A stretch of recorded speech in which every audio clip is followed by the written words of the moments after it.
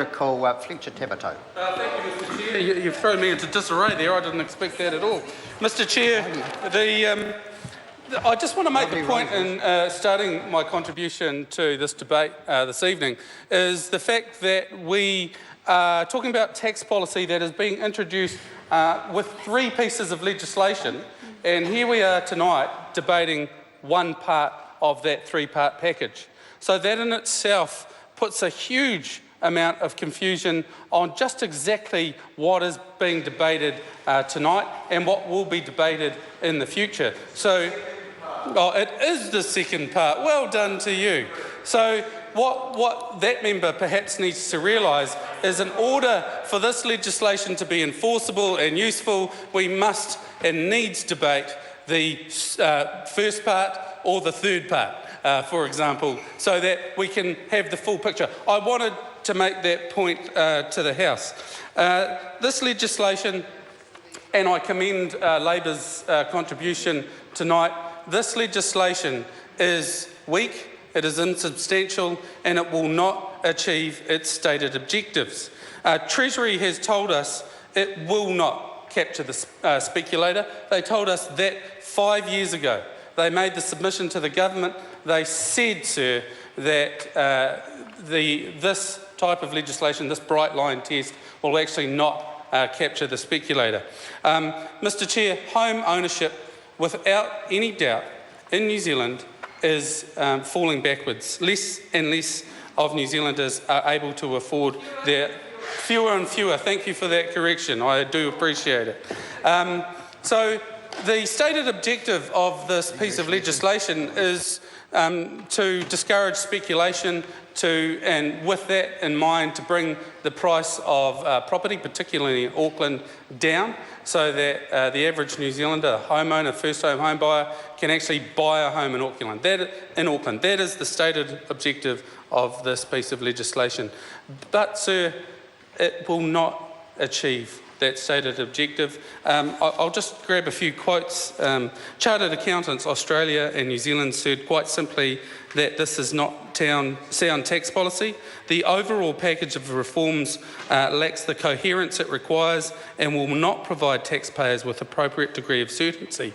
The New Zealand Law Society said that this legislation should not be enacted as it would not meet the stated policy objectives. Sir, this is not New Zealand First simply standing up and opposing legislation for the sake of opposing it. Unlike this national government, we listen to submissions, we listen to the experts and acknowledge their contributions. So to add to that, they told us that this bill would not dampen speculation. Specifically, they spoke to the fact that avoidance would be the main reason for it, sir. So Brightline gives us that 2-year period. The reality is that speculators will simply avoid that. So 2 years, 1 day. One of the issues I'll talk to actually later on in the evening, sir, is about that practical application of time. When does the measurement start, and what is the 2-year period in actual fact?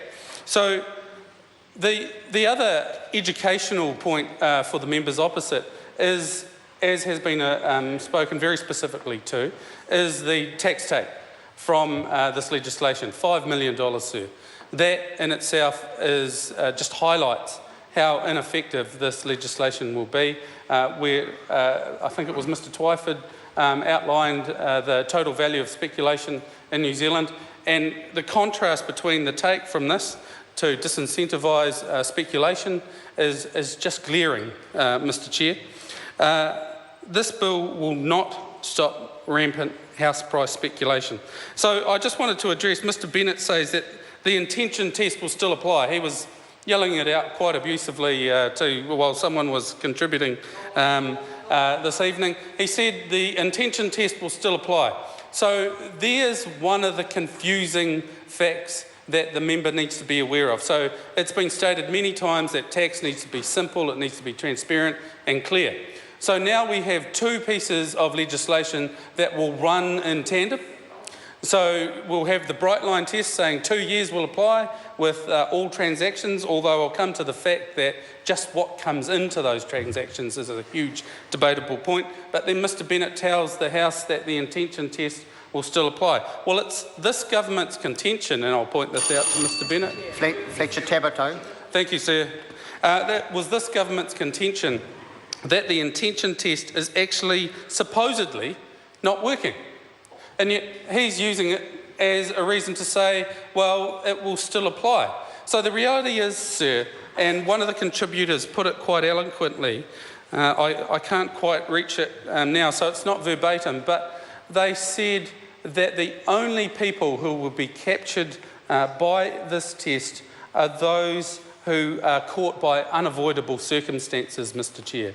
So the reality is, if you're a speculator, if you know what you're doing, if everything's going well, you'll avoid this tax. You'll simply avoid it. What the point was, Mr Chair, was that the contribution, the speculation itself will still take effect. So it doesn't achieve what it sets out to achieve. I was going to come to the point of the date of disposal. I'm speaking specifically to clauses 4.1, new section CB 6A, and clause 15. So that speaks about the change of the definition of the date of disposal, and it now talks about the bright line date to avoid complication. And yet I make the point again that this will simply complicate issues. And then I draw the members' attentions to the fact that sales of contingent interests off the plan sales will have a completely different definition, that runs counter to the intent of the date of disposal section. So within the legislation itself, the off-the-plan sales will run counter to the intent in terms of date of disposal. And then I wanted to raise the issue that Mr Cosgrove brought up before around what the definition of farmland was. So the reality is, as pointed out previously, that farmland in itself will have houses on that piece of farm. And then one of the issues raised by submitters was, what about unused farmland? So we're talking about economic units that must be making a profit. Or that's not quite the right terminology, but they must be ongoing going concerns, and they must be running a business, as it were. But then when you talk about a small parcel of land would be exempt if it were not used in combination with other land for farming business. The definition in the bill as introduced using the concept of an economic unit would have ruled out such a provision or situation. So I just put it to the Minister that in regards to the definition of farmland, we have confusion ongoing, Minister, and we will need further clarification there. I would like to comment on the contribution from Ms Genter.